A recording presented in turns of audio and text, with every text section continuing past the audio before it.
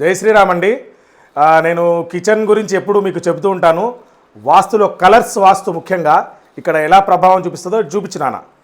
ఇక్కడ చూడండి, ఇంటీరియర్ మొత్తం కూడా బ్లూ కలర్, మొత్తం చూపించు. అక్కడ సైడ్ కూడా మొత్తం అంతా కూడా బ్లూ కలర్ ఇంటీరియర్స్ ఇచ్చారండి. ఇక్కడ పైన కూడా చూడండి, మొత్తం బ్లూ కలర్ ఇంటీరియర్స్. ఇలా ఉండడం వలన ఏమైపోతుందంటే, కిచెన్ అనేది ఒక ఫైర్ జోన్. బ్లూ కలర్ అనేది కూడా వాటర్ని రిప్రజెంటే చేస్తుంది.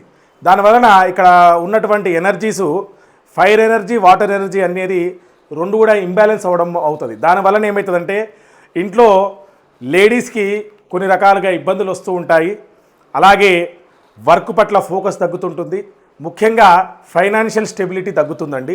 ఇటువంటిది మీళ్ళల్లో కూడా ఉంటే వెంటనే ఆ బ్లూ కలర్ని ఓవర్కమ్ అయ్యేలాగా మొత్తం అంతా విరగొట్టద్దు, పగలగొట్టద్దు, తీసేయద్దు, ఏమీ చేయకూడదు. జస్ట్ దానిపైన వేరే కలరు, వేరే కలర్ అంటే ఇట్లాంటి షేడ్సు, ఇట్లా క్రీమ్ షేడ్సు, లైట్ పింక్ షేడ్సు, ఇటువంటివి హాఫ్ వైట్ బెస్ట్ ఆప్షన్ అది.